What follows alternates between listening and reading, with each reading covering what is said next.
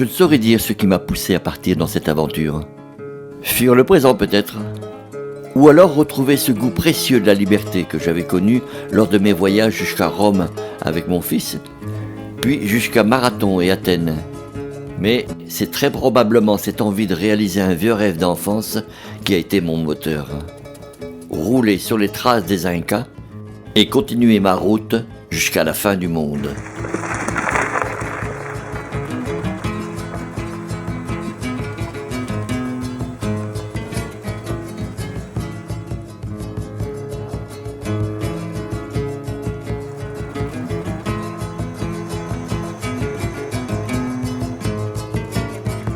En attaquant délibérément la cordillère des Andes par le Venezuela, puis la Colombie, je me doutais bien que je ne traverserais pas le plat pays qui est le mien.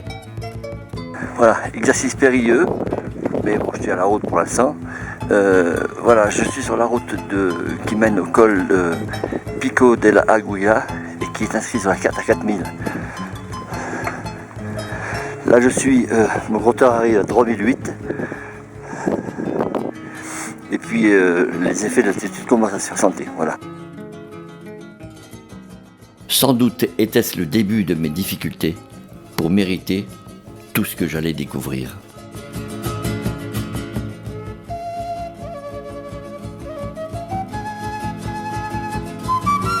Très rapidement, en effet, je passe un col à 5059 mètres d'altitude au Pérou. Viennent ensuite les 200 km sur le Salar d'Uyuni, plus grande réserve de lithium de la planète. Restons dans la démesure avec la capitale administrative la plus haute du monde, La Paz, perchée à 3700 mètres d'altitude.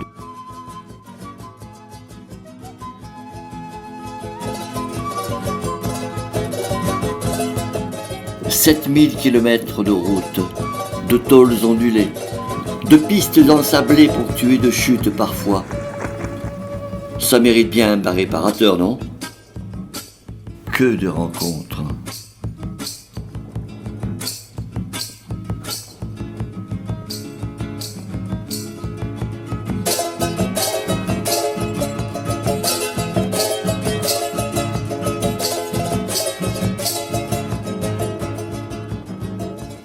Mais les plus surprenantes des rencontres furent bien celles de la communauté indienne des Poyopongo d'abord, puis celle des Indichuris. Les traditions ancestrales y régnaient encore. Un accueil des plus simples mais chaleureux, une barrière de la langue quichua, mais des échanges sincères, des images indélébiles.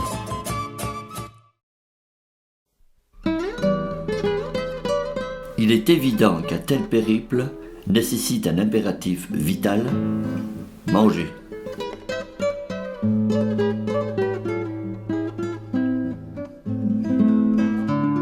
Au bord de la route, chez l'habitant, dans les allées d'un marché local ou au milieu de nulle part, manger.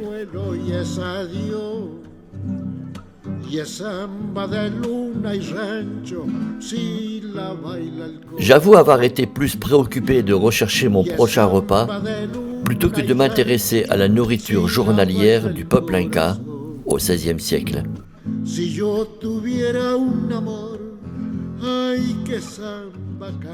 Le cochon d'Inde est un plat national au Pérou. Mieux vaut parfois ne pas savoir ce qui m'attend dans la gamelle.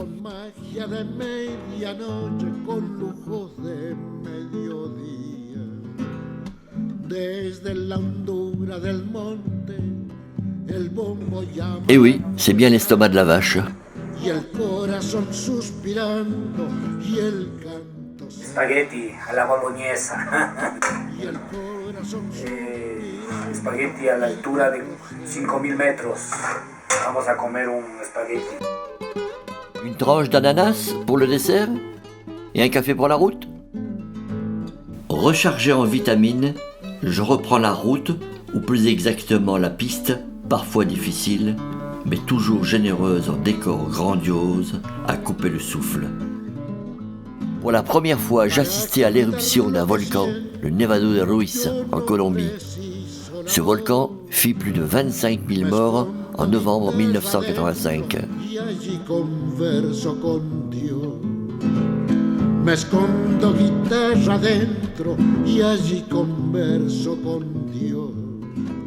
En matière de paysage, j'ai contemplé une variété infinie de peintures, de sculptures, selon le pays, l'altitude ou la saison. En Amérique du Sud, les routes traversent des décors somptueux, surprenants.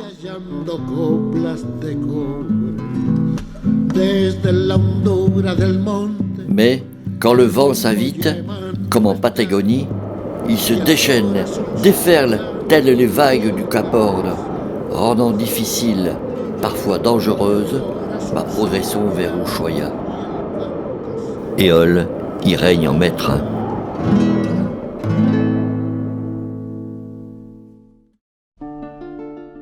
Retraçant souvent les activités locales, les arts de rue laissent éclater les émotions de la vie quotidienne, principalement du Venezuela à la Bolivie. Lors de mes visites de sites incas et pré-incas, peu nombreuses en raison de mon mode de déplacement, j'ai eu la chance inespérée de croiser sur mon chemin un orientateur touristique, c'est ainsi qu'on les appelle. Il me promet des merveilles archéologiques pratiquement inconnues du public. Promesse tenue. Je comprends sur place la raison de ce site déserté. Accrochée à la falaise, très difficile d'accès, une colonie de statuettes se dresse majestueusement. À l'intérieur de chaque statuette sommeille une momie, sans doute gardienne à jamais d'une communauté disparue. C'est en 1911 que l'Américain Bingham découvre une cité perdue, devenue depuis très célèbre, le Machu Picchu. Il est quasiment établi que les conquistadors espagnols n'ont jamais foulé cette merveille d'organisation collective. Il n'en est pas de même aujourd'hui avec cette autre armée conquérante.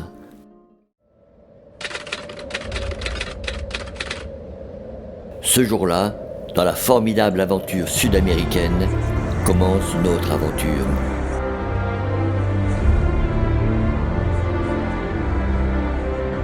Il est devenu une obsession.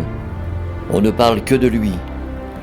Le Huayna Potosí et son arête sommitale très aérienne nous propulsera à 6088 mètres.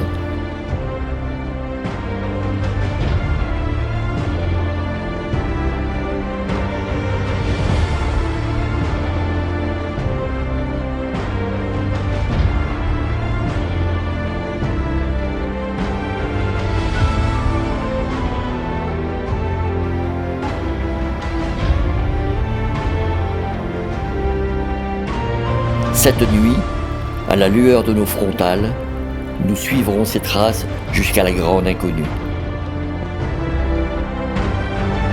6000 mètres, 6 heures du matin, le soleil illumine la voie, l'assaut de l'arête sommitale est donné.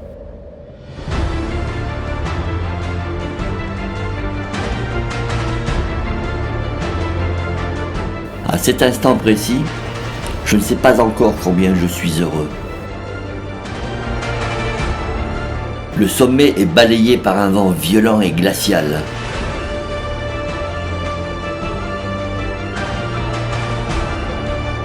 Je tombe dans les bras d'Alex, mon guide bolivien, et dans ceux de Marc, mon second guide du plat pays belge. Hormis ses compagnons de cordée, il y a auprès de moi ma maman. Il y a mon papa, tous deux partis pour un très long voyage, ainsi que des amis proches. Ce sont eux qui m'ont porté jusqu'ici. L'émotion dissipée, je poursuis mon voyage au fil de l'eau pour retrouver calme et sérénité. Je n'étais pas certain de la limite sud du territoire des Incas, long de 4500 km. Mais un peu au-delà de Santiago du Chili, plus de traces. Ni même sur le glacier Perito Moreno. Ni vestiges, ni momies au sommet des volcans à plus de 5000 mètres. Ni poterie. Rien. pas plus dans les entrailles de la terre.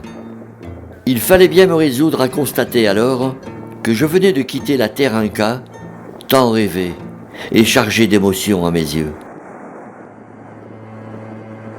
Durant les dernières semaines de mon périple, j'ai réalisé avoir été tour à tour et tout à la fois le touriste, l'étranger, le SDF, le migrant, une personne du voyage, en un mot, un nomade, toujours bien accueilli.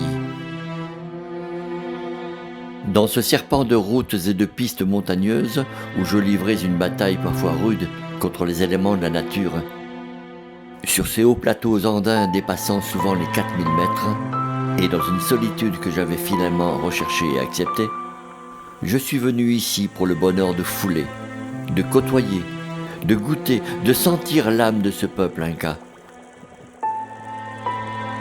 Celui-ci a fini par succomber aux assauts des guerres et des maladies. Francisco Pizarro, capitaine général de l'armée espagnole, aura raison du chef inca Atahualpa qu'il fera exécuter. Nous sommes en 1533, c'est la fin de l'empire inca. Pablo nuestro que estás en tu Chile, viento en el viento, cósmica voz de caracol antiguo, nosotros te decimos gracias por la ternura que nos diste, por las golondrinas que vuelan con tus versos de barca a barca, de rama a rama, de silencio a silencio.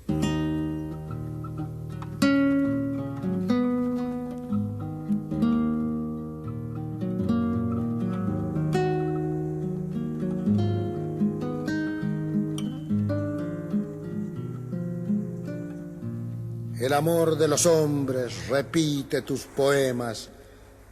En cada calabozo de América, un muchacho recuerda tus poemas, Pablo nuestro, que estás en tu Chile.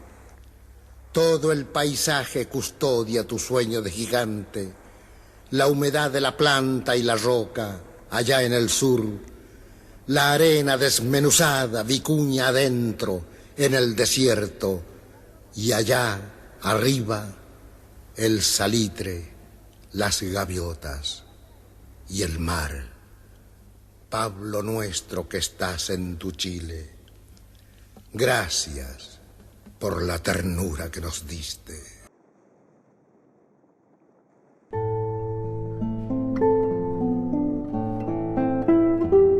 Ai-je percé le mystère inca? Ai-je assouvi mon désir de liberté? Ou tout simplement, ce voyage n'a-t-il pas été le reflet d'un désir avoué? Celui d'un retour aux sources mêmes d'une vie libre, égalitaire et fraternelle.